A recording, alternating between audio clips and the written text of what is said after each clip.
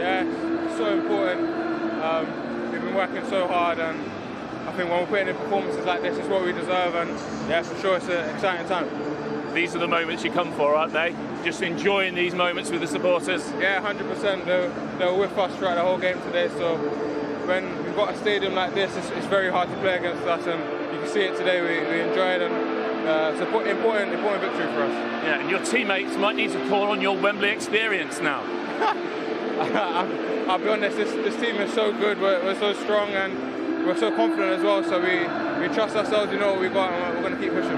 How good did you have to be tonight? And I don't know, maybe how different a match was it than you expected? I guess Chelsea won down from the first leg.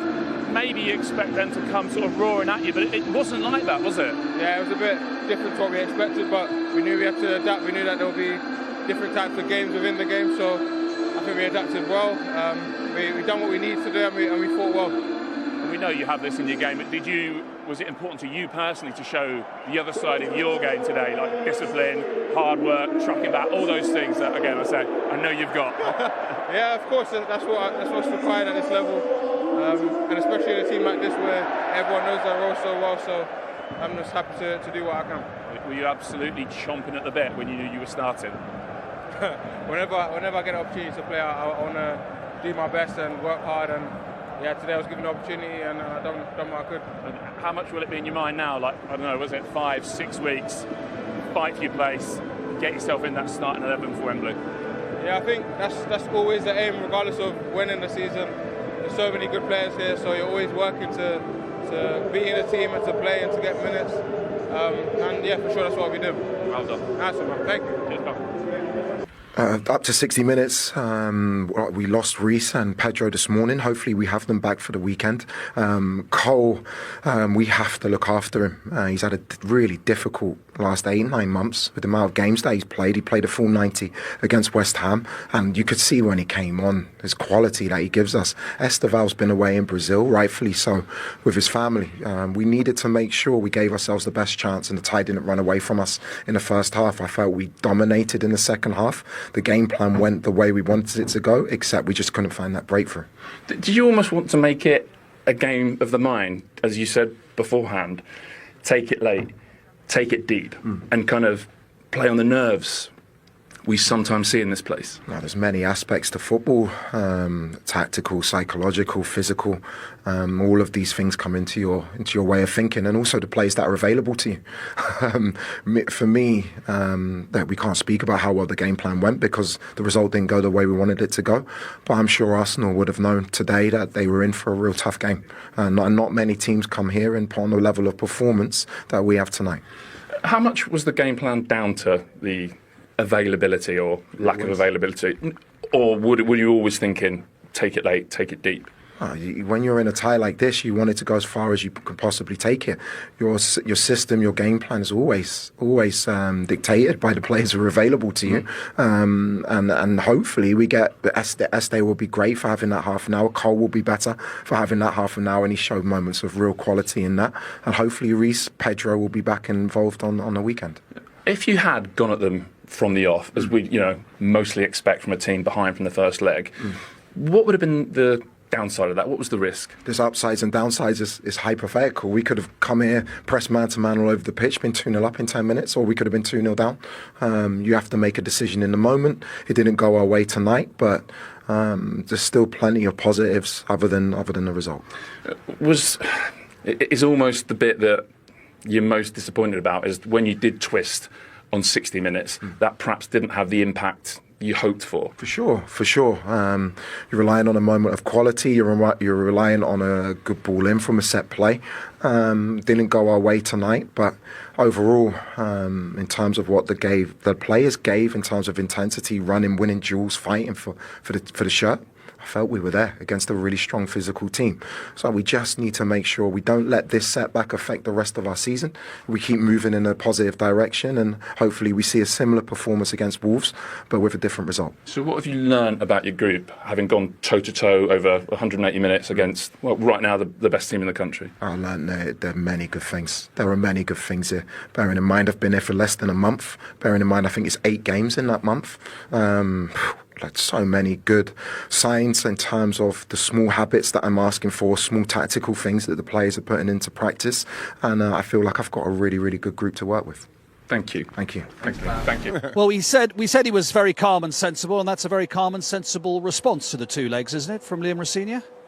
Yeah, I think so. He's obviously disappointed and frustrated. Obviously, you're in it 0-0 until the very last couple of minutes, and you're thinking you're in it. And he's right, he didn't really get at Kepa. Kepa had very little to do, and he's obviously gone with Estevao and Cole Palmer, and they're probably not 100% for whatever reason.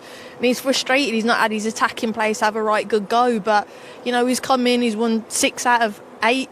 And frustrated today. But I do think they have improved under him, and they will keep going. But you know, it's they just kind of huffed. They didn't have enough tonight. That will be the frustration, won't it? That despite having a lot of the ball, particularly in the second half, they just didn't create anything really clear-cut. Not quite enough, but he made the points there of everything that was happening. He was there for 3 days. He had a sickness go through the team. You know, they done brilliantly in the game to come back to actually bring it here to the Emirates and have a chance. But you'd have to say you're probably disappointed with some of the things he would have seen. Maybe he said he's happy with some of the things. Obviously, he's not been there long enough, but he saw some good things, and you're probably going to see a lot of progress with Chelsea, especially the way he speaks. Sounds like he's in total control of what he's doing, and I can't wait to see him in another 2-3 months' time. Absolutely, really interesting. And from Arsenal's point of view, they can park this now, can't they? That's the really nice thing. 6 weeks, you go back to the league action. They're desperate to win the league. Yeah. FA Cup, Champions League, you can park it, forget about it. Exactly. How reassuring is that in a way? Well, it is because you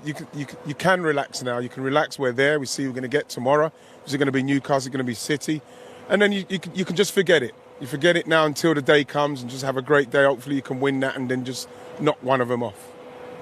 I think for Arsenal, it's ticking them off. You know, you're in full competitions, and with this squad and with the mentality, this is job done. As you said, move on to the next one, and you keep going and you keep going, and you have that mindset, and you keep making statements. You made a statement against Leeds, you made a statement tonight, and you keep going, and you make sure you bring silverware back, and that keeps people quiet. Only 4 matches in February, which actually compared with January, which was non-stop, will be a relief because obviously Saka's out, Marina's probably going to be out till you thought at least May. Odegaard's got a little bit of a niggle.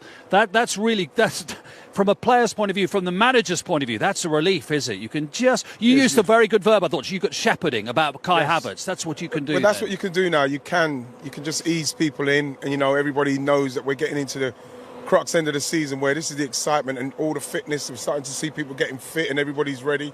And you're going to need that. And this is why people talking about we're having the best squad. This is where we're going to find out how good our squad is, because we're going to get people back. There's going to be people fighting for positions. And that's what you want, especially what's going on for the rest of the season for Arsenal. Yeah. Arsenal haven't won the League Cup since 1993, which is astonishing to think. And you were leading the line along with the late, great Kevin Campbell as well. First trophy, and it's, you know, I loved it, I treasured it, and it got us going in the end. Obviously, we got the rest of them. It took some time, but to win this one first at this stage of the season would be brilliant. I'm genuinely, Jamie, finding this one of the harder performances to ask questions about, because I don't quite know in what direction to go. Does that make sense? Yeah, it does. And I also think you spoke a lot about tactics there. So if you work back a few days, they played on Saturday afternoon against West Ham. Then Sunday would have been a cool down. I guess you could have done a little bit. Monday, then you might be able to do a little bit of tactical work. To get what you want in a couple of days is never that easy as well.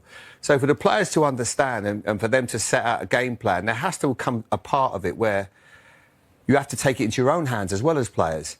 And I felt today that to start the way they did, and I almost reserved my judgment at half-time because I didn't want to get it, you know, like if they end up winning, this is a masterclass. Yeah, 100%. Paul was a lot more. He sensed it a lot earlier than I did today. But I just felt we have to be very careful as well. I mean, if that's the product that we're going to produce and we're going to sit back for half a game, this isn't basketball football. And then people might as well stay at home for the first half and wait for the second half. There might be a bit of excitement.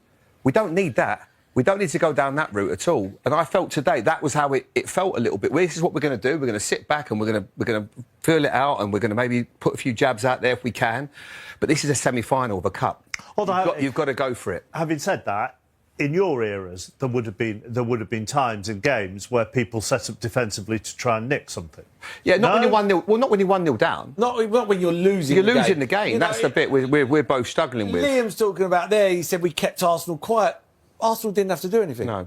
They didn't have to chase the game. If Arsenal had to chase that game, And even if Arsenal lost 1 goal, they're still going to extra time, worst way out. But if they went 1-0 down or 2-1 down, no, 2-0 down, with 15 minutes to go, they would at least have had 4 shots before the end of the game.